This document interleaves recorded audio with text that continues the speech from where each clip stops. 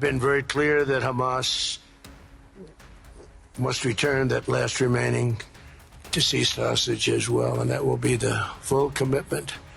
And then we get on to other things, and we're committed to ensuring Gaza is demilitarized, properly governed, and beautifully rebuilt. It's going to be a great plan, and that's where the border peace really started. And I think we can spread out to other things as we succeed with Gaza. We're going to be very successful in Gaza. Number one thing is going to be security. Obviously, we've been working very closely with the Israelis to figure out a way through de-escalation. And the next phase is working with Hamas on demilitarization, which I'll talk about in a second. But without security, nobody's going to make investments. Nobody's going to come, build there. We need investments in order to start giving jobs. In news that can have tectonic effect on global politics, Hamas, the group that has governed the Gaza Strip and has been in armed conflict with Israel, has reportedly agreed to a deal with the US.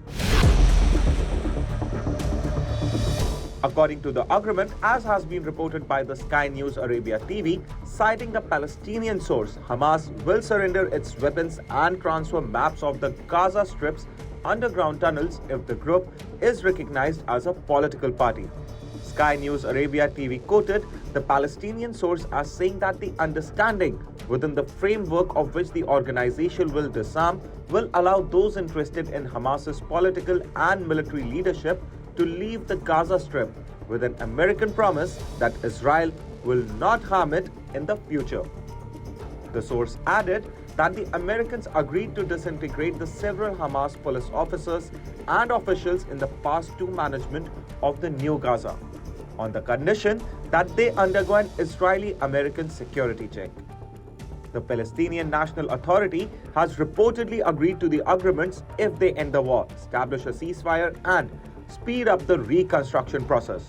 However, Israel has reportedly expressed disagreement with some points of the deal, especially those related to Hamas remaining a political party in the Palestinian area. Israel's Minister of National Security has responded to the Sky News report and said, to the extent that publications about the feasibility of allowing Hamas murderers to continue to exist in Gaza are true, they are very serious.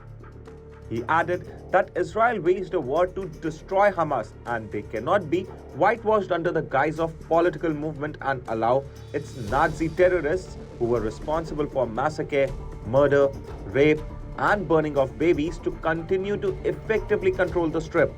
Hamas must be destroyed in accordance with the central goal of the war. US President Donald Trump announced on Thursday that the first charter of the Gaza Board of Peace at the World Economic Forum in Switzerland's Davos. The charter of the board came into full force and it was declared that a full-fledged international organization.